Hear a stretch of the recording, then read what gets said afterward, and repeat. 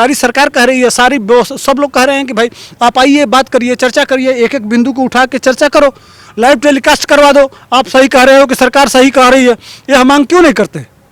मांग करना चाहिए ना। किसान नेता बैठे हुए हैं, किसान नेता हैं कौन? टोटल कम्युनिस्ट, लाल झंडा। सीधे जब तक राहुल गांधी हैं तब तक भाजपा के बल्ले बल्ले हैं, वो भाजपा के स्टार प्रचारक हैं। जब तक राहुल गांधी अपना आलू से सोना बनाने से लेके इस तरह के बयान देते रहेंगे तब तक इस देश की जनता भाजपा को वोट देती रहेगी। तो इसलिए सबसे बड़े प्रवक्ता राहुल गांधी हैं। ज़्यादा विरोध नहीं करना चाहिए भाजपा को। भाजपा को हमेशा इस तरह के प्रवक्ता और इस तरह के नेता को बचा के रखना चाहिए। सिर्फ यहाँ एक्चुअल में राहुल गांधी यहाँ के नहीं हैं, वो हैं इटली के। यहाँ वो काम करने आते हैं, टाइम पास करने आते हैं। यहाँ जब देखते हैं कि हाँ अब हमारा टाइम हो गया तो अपने घर चले जाते हैं इटली। असली घर उनका यहाँ नहीं है, असली घर इटली। नमस्कार दोस्तों, मैं मोहित सिंह और आप देख रहे हैं भारतीय टाइम। और हम बात कर रहे हैं किसान आंदोलन की। जिस तरीके से पर राहुल गांधी का एक बयान आता है कि किसान पैसा लगाते हैं और फ़ायदा मोदी, अंबानी और अडानी को होता है। इस पर बात करने के लिए हमारे साथ हैं सुधीर पांडे जी, उनसे हम बात करेंगे। सर, किस तरीके से देखते हैं इन चीज़ों को? कोई अंबानी अडानी विदेशी थोड़े हैं, वो इंडियन लोग हैं। भारत में मेहनत करके ठीक और अपने आप को स्थापित किए हैं। और चिढ़ ही इनको इन लोगों को यह चिढ़ है कि इन लोगों को विदेशी लोग आए ब्रांडेड। मैं पूछता हूँ, एक बात बताओ, अमेरिका में कितनी सरकारी कंपनियां हैं? सारे प्राइवेट कंपनियां हैं। वर्ल्ड की सबसे बड़ी इकोनॉमी है। चाइना सबसे सारा काम अपना पहले सरकार खुद करती थी, कम्युनिस्ट का सिस्टम था, उसने प्राइवेट किया सब कुछ, आज दूसरे नंबर की इकोनॉमी है।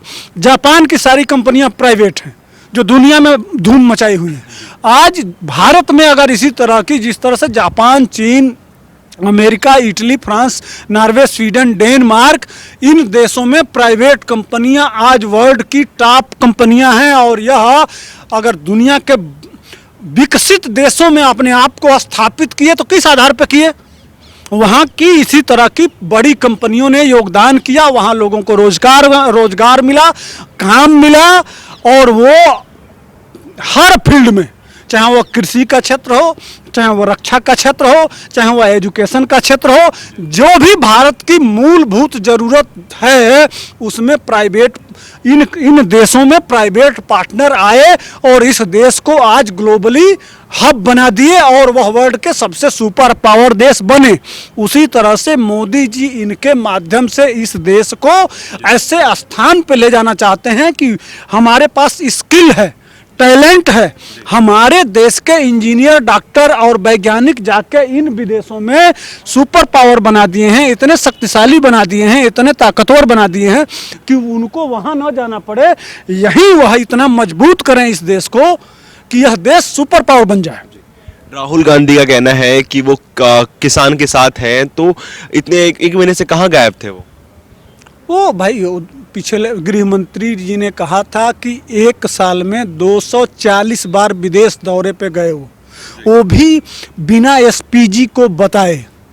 तो इनकी माता जी बड़ी माल रखी है ना इटली में, सारा माल तो इनका विदेश में है। उसका मैनेज करने के लिए उसका खर्चा बर्चा उसको कैसे स्थापित करना है, तमाम भारत की एजेंसियां लगी हुई हैं। एक तरफ प्रधानमंत्री हैं, खाऊंगा न खाने दूंगा जीव, समझ रहे हैं? तो बड़े एजेंसियां लगी हुई हैं, तो उसको बचाने के लिए तरह तरह का तिकड़म करते हैं, भागते रहते हैं। यह लूट का पैसा बचाने के लिए बार बार जाना पड़ता है। नहीं तो सोनिया गांधी यहाँ बीमार हैं, इसलिए कि कल कांग्रेस का स्थापना दिवस था, उसमें सोनिया गांधी झंडा फहराने नहीं गई। अब सोनिया गांधी, राहुल गांधी और प्रियंका गांधी से बड़ा कांग्रेस में तो कोई नेता नहीं है। जब वह झंडा फहराने नहीं जाती हैं, इसका मतलब सोनिया गांधी बहुत बीमार हैं। तो अब बीमार माता जी को छोड़ के नानी के घर कौन सी मजबूरी है? या तो आपको बेचैन हैं बिल्कुल, आपको मसाज कराना होगा, मोबिल पल्टी करना होगा, यही कर सकते हैं। यह इसलिए चले गए होंगे, दूसरा क्या कर सकते हैं? तो इसलिए भाग के चले जाते हैं। अपना सेवा ससुर का ब्रांडेड लोग हैं। सिर्फ यहाँ एक्चुअल में राहुल गांधी यहाँ के नहीं हैं, वो हैं इटली के। यहाँ वो काम करने आते हैं, टाइम पास करने आते हैं। यहाँ जब देखते हैं कि हाँ अब हमारा टाइम हो गया तो अपने घर चले जाते हैं इटली। असली घर उनका यहाँ नहीं है, असली घर इटली है। वो यहाँ पार्ट टाइम नहीं होता है। जैसे मान लीजिए कि हमारा कहीं फार्म हाउस हो, उपनिवेश समझ लीजिए। जैसे मान लीजिए मैं दिल्ली में हूँ लेकिन असली घर मेरा गांव पे है, तो असली मूल जड़ मेरा है। मैं दिल्ली में हूँ लेकिन कृषि से लेके सारा काम करने के लिए गांव जाना पड़ता है। तो एक दिल्ली एक तरह से रहबर है, तो उनका रहबर है ये देश, असली घर तो उनका दिल्ली है। तो वो अपने घर गए हैं, 1 जनवरी को वहाँ घर जाना जरूरी है। बाल हैं, बच्चे हैं, परिवार है, सब कुछ है। हो सकता है बताते नहीं हैं, आखिर पूरा देश पूछता है कि आप बताते क्यों नहीं हैं? अगर सार्वजनिक जीवन में हैं, इस देश के प्रधानमंत्री बनना चाहते हैं, भविष्य के नेता बनना चाहते हैं, तो आप अपनी सारी बातें सीक्रेसी ओपन क्यों नहीं करते हैं? क्या मोदी जी की कौन सी बात, उनकी पत्नी से लेकर कौन सी बात उनकी सीक्रेट है? कोई बताएगा कि मोदी जी प्रधानमंत्री, इवन उसके पहले मुख्यमंत्री थे तो यह पता नहीं था क्लियर कि उनकी पत्नी है कि नहीं, लेकिन उन्होंने बाकायदा लिख के अपने कि हाँ हमारी पत्नी थी लेकिन छूट गया, वो भी राज छुपाए नहीं, वो बता दिए। तो इस तरह से सार्वजनिक करो ना यार। क्यों एसपीजी से कौन सी मजबूरी है, क्या कमी है, क्या बात है? क्यों वो इस तरह से रहते हैं, क्या बात है? तो इसलिए वो भागते रहते हैं। सर, राहुल गांधी जी इटली से ट्वीट करते हैं किसान आंदोलन पर कि बिना किसान के देश आत्मनिर्भर नहीं बन सकता, देश बचाओ, किसान बचाओ, देश बचाओ। वो उनको गाजर, मूली, हलवा जो भी फसल दे दीजिए, कोई एक भी बता पाएंगे? उनको सिर्फ कह दीजिए कि 1 एकड़ में कितना वो होता है, कितने कट्ठा होता है, कितना मंडा होता है, कितना क्या होता है, तो वो कुछ बता पाएंगे? कुछ नहीं, कुछ जानता ही नहीं है यार। उस आदमी को क्या मतलब है? वो लिख के जो दिया जाता है वो तो घमंड में उसको इस कि मेरे बाप दादा सारे लोग इस देश के प्रधानमंत्री रहे और ये चाय वाला कैसे आके प्रधानमंत्री बन गया, वो तो इस गुरूर में रहता है। वो उसकी बातों से कहीं लगता है कि कहीं जनता से कनेक्ट है, कहीं विचारधारा से कनेक्ट है। सिर्फ उलूल जुलूल उल्टे सीधे। जब तक राहुल गांधी हैं तब तक भाजपा के बल्ले बल्ले हैं, वो भाजपा के स्टार प्रचारक हैं। जब तक राहुल गांधी अपना आलू से सोना बनाने से लेके इस तरह के बयान देते रहेंगे तब तक इस देश की जनता भाजपा को वोट देती रहेगी।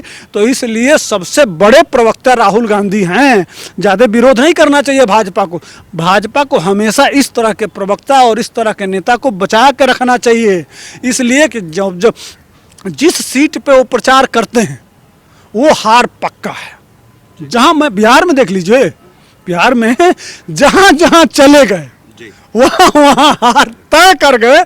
इसलिए राहुल गांधी जैसे प्रचारक को भाजपा के बचा के रखना चाहिए और उस पर कम सवाल करना चाहिए और उनसे चुनावों में ज़्यादा से ज़्यादा प्रचार कराना चाहिए। सर, जेपी नड्डा जी ने एक ट्वीट किया, राहुल गांधी का पुराना एक वीडियो उठा के ट्वीट किया उन्होंने, जिसमें राहुल गांधी जी ने खुद किसानों के हक में कहा था कि बिचौलियों को हटाना चाहिए और अब बिना बात के तुक्के बोल रहे हैं कि बिल हटाओ।